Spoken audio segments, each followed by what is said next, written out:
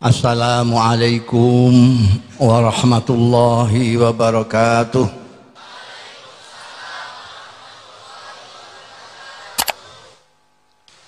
Subhanalladzi tafarrada bibaqa'ih. Subhanalladzi tafarrada bihayatih. Subhanalladzi khalaqal mauta wal hayata liyabluwana ayyuna ahsanu amala. Wassalatu wassalamu ala asrafil anbiya'i wal mursalin Sayyidina wa maulana Muhammadin wa ala alihi wa ashabihi ajma'in, amma ba'd. Hadaratil masyayikh wal asatizah ala izza wa fil muqaddimah sahibul fadilah wal karamah Akhi Sayyid Yai Haji Luqman Saifuddin di Maizu, saudara-saudaraku, para budayawan, seniman, sastrawan, ibu-ibu, bapak-bapak, para santri-santri, terutama santri-santrinya Al-Maghfurlah wal marhum Simbah Maimun Zubair yang saya cintai. Belum sampai 40 hari wafatnya orang alim Al-Arif Billah Yai Maimun Zubair. Telah wafat lagi seorang alim, alimul qaum, Bapak Burhanuddin Habibi. Ayo sekali lagi kita membaca Suratul Fatihah untuk Pak Habibi. Al-Fatihah.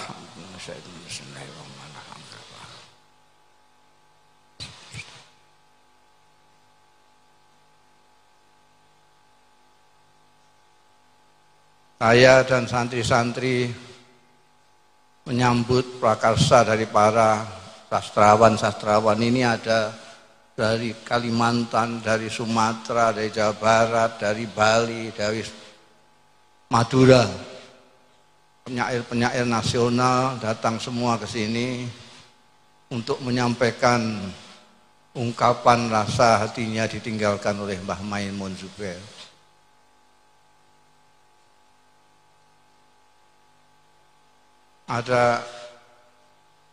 Ini ada Menteri Agama, jadi saya tak mendalil. Biasanya saya tidak pernah dalil, karena ada orang Jakarta, orang Jawa Barat, saya dalil. Kalau nanti sebelum ditanya dalilnya ini sahih apa enggak, saya bilang ini jaminan sahih, hadis muttafaqun alaih. Bahkan riwayatnya bersumber dari beberapa sahabat. Ada yang dari Abdullah bin Amr bin As, ada yang dari Abdullah bin Umar bin Khattab, dengan redaksi yang berbeda-beda tapi maksudnya sama. Kurang lebih menyampaikan dawuhnya Rasulullah sallallahu alaihi wasallam. Innallaha la yaqbidul ilma yantazi'uhu intiza'an minal ibad,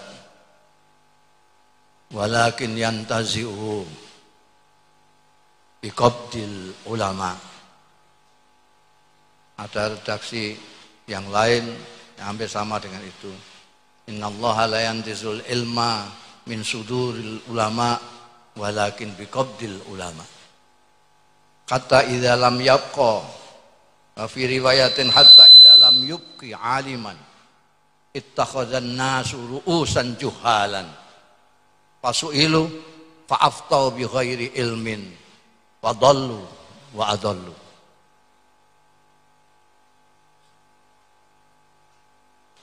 Allah itu kalau mau mengambil ilmunya tidak didodosi dari dadanya ulama-ulama, lalu ulamanya masih hidup, ilmunya dibawa, ditarik kembali, tidak. Tapi biqabdil ulama, dengan mengambil ulamanya itu sendiri. Kiai Hasyim Asy'ari diambil Kiai Hasyim Asy'arinya, dan ilmu hadisnya, dan ilmu-ilmu lainnya.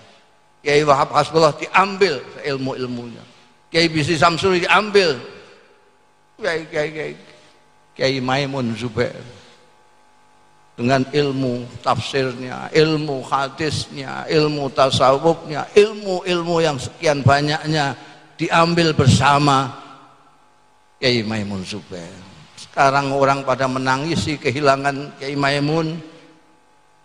Sekarang ini 40-an hari, malam ini banyak sekali di Purwodadi, di Pati, di mana-mana dengan caranya sendiri-sendiri. Ada yang selawatan, ada yang tahlilan. Di sini ada yang menyampaikan ungkapan-ungkapan dengan ungkapan-ungkapan indah para penyair.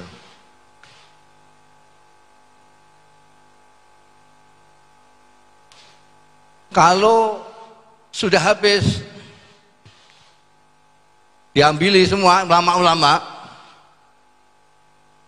maka orang-orang bingung mau bertanya kepada siapa, mau mengangkat pemimpin siapa, mencari pedoman siapa, karena sudah langka. Ittakhadzan nasu ru'usan juhalan, maka orang bodoh-bodoh dimintai fatwa. Orang bodoh cirinya adalah mudah berfatwa, ditanya nggak ditanya fatwa terus saja.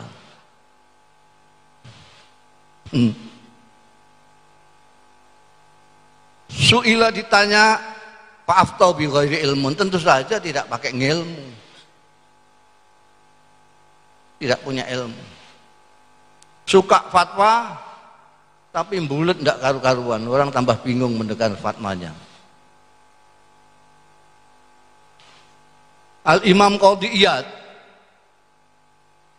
yang hidup pada abad ke-5 Hijriah, beliau wafat pada tahun 544 Hijriah. Sekali lagi 544 Hijriah. Sekarang berapa? 1441 Hijriah. Qadhi Iyad yang hidup pada abad ke-5 itu sudah mengatakan bahwa saat ini apa yang didhawuhkan Kanjeng Nabi sudah terjadi. Artinya sudah langka ulama, sudah langka tuntunan, sudah langka orang arif, yang ada orang-orang bodoh yang mulia mulutnya, mulia tulisannya, tapi tidak mulia perilakunya.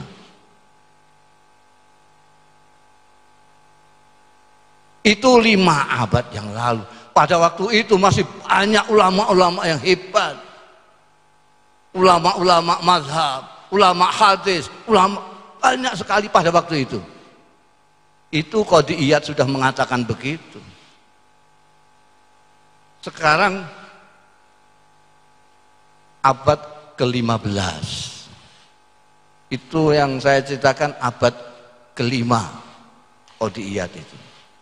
Sekarang abad ke-15. Maka jangan tanya kalau sekarang orang pada bingung ketemunya ulama-ulama yang tidak menunjukkan jalan yang baik, tapi ulama-ulama yang menyesatkan.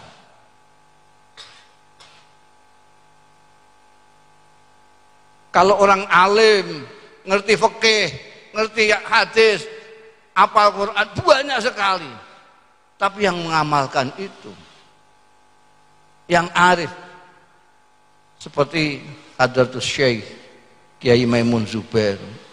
Anda mencari di Indonesia ini seperti mencari jarum di tempat yang di jerami. Kiai Maimun Zubair itu ilmunya tidak hanya pada ngendikannya, tidak hanya pada tulisannya, tapi pada dirinya. Al-Quran tidak dari mulutnya saja, tapi dari lakunya.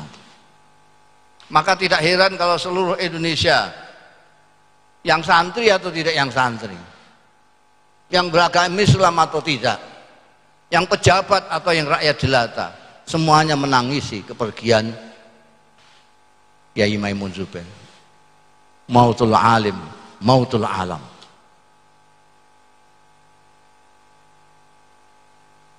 Orang alim dalam Islam diukur dari seberapa dia paham tentang Al-Quran, diukur dari seberapa dia kenal dengan Rasulullah Sallallahu Alaihi Wasallam. Pengenalan itu tidak dari pengakuan, tapi dari perilakunya. Kalau dulu para sahabat, baik yang membaca Quran atau yang tidak, bisa melihat Al-Quran itu dari Rasulullah Sallallahu Alaihi Wasallam, belakangan itu ditunjukkan oleh ulama-ulama. Tapi ulama-ulama itu sudah tidak jelas maknanya sekarang ini. Karena itu saya tidak pernah menggunakan kata-kata ulama. Entah masih ada stoknya apa enggak. Yang ada hanya ulama bahasa Indonesia, seperti majelis ulama segala macam itu. Itu ulama bahasa Indonesia. Orang mengira itu bahasa Arab, bukan, itu bahasa Indonesia. Kalau bahasa Arab, Pak Habibie minal ulama.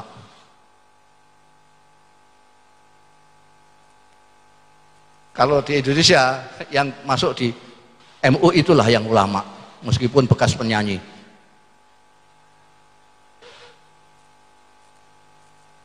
Jadi kita jangan hanya menangisi Kiai Maimun saja, tapi berdoalah kita, mudah-mudahan ini memang tidak sedang akan kiamat. Belum 40 hari kok orang alim lagi diambil sak ngilmunya, ngilmu pesawatnya barang dibawa, ilmu sosialnya diambil semuanya. Jangan hanya menangis saja, tapi mari sedapat mungkin kita mencuplik sedikit dari amaliyah dari Kiai Maimun Zubair. Kiai Maimun Zubair itu saudaranya tidak hanya yang semuslim, apalagi yang se-P3, apalagi yang se-NU. Saudaranya lah sekemanusiaan. Anda bisa melihat sendiri Kiai Maimun memperlakukan siapa saja, karena Allah, beliau paham Allah memuliakan manusia. Walaqad karramna bani Adam. Mudah-mudahan nanti ini putra-putranya, ini ada Gus Ghafur, kita doakan mudah-mudahan kalau alimnya sudah, ini malah doktor. Kiai Maimun tidak pakai doktor, beliau doktor dari Al-Azharus Syarif. Jadi kita doakan beliau juga bisa menjadi contoh seperti Mbah Maimun, jadi bisa menolong orang-orang yang tidak begitu paham tentang Quran, tidak begitu kenal dengan Rasulullah Sallallahu Alaihi Wasallam, ditolong dengan perilakunya. Dibanter-banter selawat itu, kok gak pati ikhlas selawat.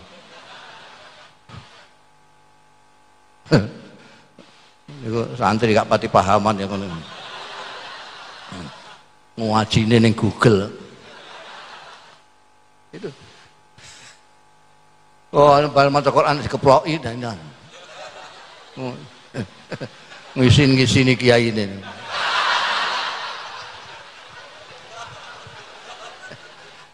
Jadi nanti kita dengarkan bagaimana para penyair yang biasanya lembut hatinya, dia merasakan dan bisa mengungkapkan. Kita juga bisa merasakan, tapi kadang-kadang kita sulit mengungkapkan apa yang ada di diri kita sendiri. Ketika kita kehilangan bapak, ketika kehilangan penuntun, kehilangan pedoman, di mana sekarang berseliweran. Jangan-jangan saya khawatirnya kan ini memang sudah kembali zaman jahiliyah lagi. Jadi Gusti Allah, Al-Quran, Islam, umat Islam, ulama hanya dijadikan klaim-klaim, dijadikan alat untuk kepentingan-kepentingan duniawi yang remeh-temeh. Menjual ayat yang samanan qalilan dengan harga yang sangat-sangat sedikit. yang remeh-temeh. Mudah-mudahan tidak seperti yang selalu dikatakan oleh pepatah, at-tarikh yu'idu nafsahu, sejarah mengulangi dirinya sendiri. Jangan sampai jahiliyah mengulangi dirinya sendiri. Orang-orang yang di panggung adalah orang-orang yang juhala dan pengikutnya banyak, followernya banyak. Karena wa fauqa kulli dzi ilmin alim, di atas orang yang alim ada yang alim, di atas langit masih ada yang langit. Demikian pula wa tahta kulli jahilin jahul, di bawah orang yang bodoh banyak sekali yang lebih bodoh. Jadi sampean jangan heran kalau orang bodoh banyak pengikutnya, banyak followernya. Demikian, mudah-mudahan kita dapat barokah ilmunya Kiai Maimun, barokah manfaat dari perilakunya Mbah Maimun. Kita akan kaji setiap haul, nanti kita akan kaji terus menerus apa yang pernah disaksikan oleh orang-orang yang menangi beliau, apa saja perilakunya, baik itu mengenai soal kemanusiaan, soal keislaman maupun yang lain-lain. Demikian, kurang lebihnya mohon maaf. Assalamualaikum warahmatullahi wabarakatuh.